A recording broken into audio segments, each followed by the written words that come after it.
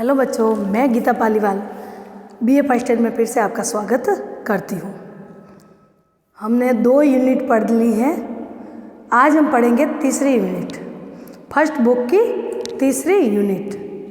ठीक है बच्चों, तो आज थोड़ा सा परिचय दे दे। नई यूनिट स्टार्ट किए तो संप्रभुता, संप्रभुता का हम अर्थ पढ़ेंगे, परिभाषा देखेंगे और क्या है संप्रभुता उसके बारे में हम पढ़ेंगे। तो चलते हैं। संप्रभुता का अर्थ और परिभाषा है। संप्रभुता का अर्थ में यह है कि संप्रभुता का आंग्ल पर्यायवाची सॉवरेनिटी लैटिन शब्द सुपर और एनएस से लिया गया है, जिसका अर्थ उस भाषा में सर्वोच्च शक्ति होता है। यानी किसी देश की या किसी राज्य की सर्वोच्च शक्ति, सर्वोच्च शक्ति यानी सबसे ऊपर शक्ति, वो शक्ति उस देश के पास कैसे आती है और वो शक्ति कैसे प्राप्त होती है और संप्रभु कैसे हमारा देश रह सकता है या कोई भी देश रह सकता है। तो इसके बारे में विचारकों ने अलग अलग परिभाषा दी है।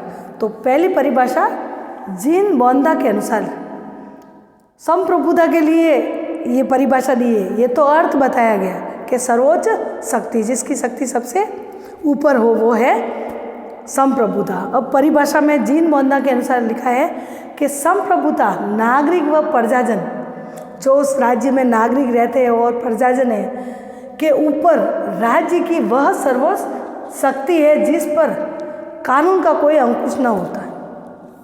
यानी जनता कानून द्वारा उन शक्ति को दबा नहीं सकती, क्योंकि कानून तो सबके लिए बराबर है, लेकिन राज्य के हाथ में ऐसी सर्वोच्च शक्ति होगी जो व्यक्तियों को मानना ही पड़ेगा।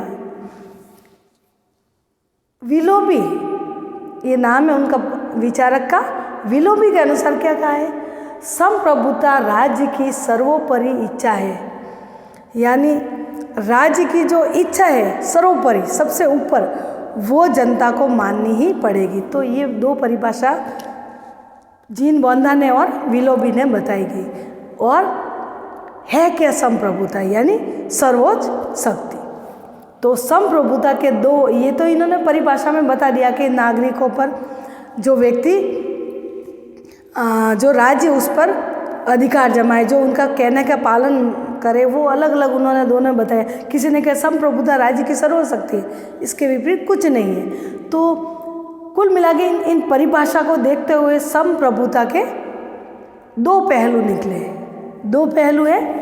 पहला तो है आंतरिक संप्रभुता और दूसरा है बाहरी संप्रभुता। आंतरिक संप्रभुता, इसमें वो आएंगे जो उस राज्य में लोग रहते हैं, वो राज्य का कहना मानेंगे, जो वो नीतियाँ बनाएंगे, जो लागू करेंगे, उनको करना ही पड़ेगा। वो है आंतरिक संप्रभुता। यानी राज्य के पास पूरी सर्वोच्च शक्ति है और वो जनता को मनवाएगा, और जनता अगर मानेगी तो समझो वो संप्रभु है, और जनता अगर नहीं मानेगी तो वो राज्य संप्रभु नहीं है। तो संप्रभु के बगैर कोई राज्य चल ही नहीं सकता। संप्रभु, हर राज्य में संप्रभु बहुत ही जरूरी है, जो है आंतरिक, यानी राज्य का कहना माने। कौन मानेगा?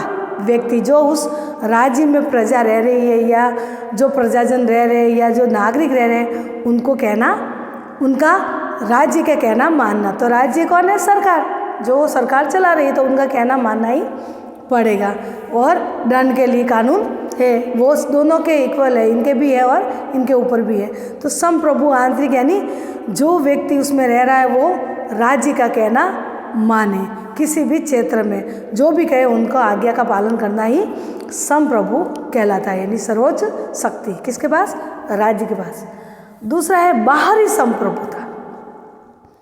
बाहरी संप्रभुता यानी दूसरे देशों से वो स्वतंत्र है, किसी भी क्षेत्र में वो कुछ भी कर सकता है। दूसरे देशों से वो क्या कहते हैं, संधि कर सकता है, मन चाहे नीतियाँ बना सकता है, विदेश नीति अपनी कुछ भी रख सकता है, अपने अकॉर्डिंग खुद का कानून बना सकता है और दूसरे देशों से संधि कर सकता है। वो तटस्थ रह सकता है, वो किसी के साथ दुश्मनी ले सकता है, युद्ध कर सकता है, वो कुछ भी कर सकता है, वो स्वतंत्र है। वो है बाहरी बाहरी संप्रभुता, यानी बाहर खुद मन मर्जी से राज्य करे, वो है संप्रभु। पहले हम संप्रभु नहीं थे। क्यों नहीं थे?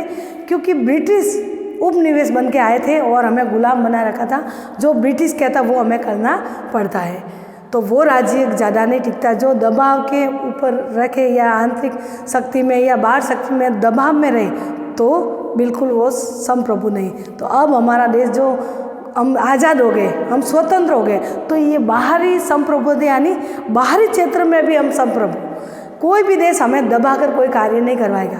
अपनी मर्जी से हम संधि कर सकते हैं, मर्जी से युद्ध कर सकते हैं, मर्जी से तटस्थ रह सकते हैं, युद्ध से अलग रह सकते हैं, कहीं कोई भी हम नीति अपना सकते हैं। तो वो है बाहरी संप्रभुता। तो ये दो पहलू बताए हैं संप्रभुता। तो पता चल गया आपका, संप्रभु यानी सर्वोच्च शक्ति। बाहरी देशों का कोई दबाव नहीं, हम मन चाहे स्वतंत्र है, मन चाहे कर सकते हैं। और आंतरिक यानी जो अंदर रह रहे नागरिकों के ऊपर राज्य की शक्ति, जो राज्य की ये शक्ति प्रजा को या नागरिकों को माननी ही पड़ेगी। तो आज हम ये परिचय दिया है संप्रभुता का अर्थ और परिभाषा।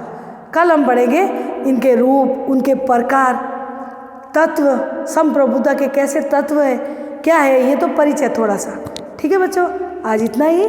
तो संप्रभुता का पाठ स्टार्ट करने से पहले ये सारी आपकी बातें होनी चाहिए। संप्रभुता यानी सर्वोच्च शक्ति, उनकी लैटिन भाषा में। तो सर्वोच्च शक्ति क्या? उस राज्य की सर्वोच्च शक्ति, चाहे आंतरिक क्षेत्र में हो चाहे बाहरी क्षेत्र में हो। तो संप्रभुता यानी सर्वोच्च शक्ति, राज्य जो कहे नागरिकों को मानना पड़ेगा। और दूसरे देशों से जो संधि वगैरह कुछ भी करे, व्यापार करे, कुछ भी करे, तो वो स्वतंत्र है, दूसरा कोई देश उन पर दबाव नहीं डालेगा।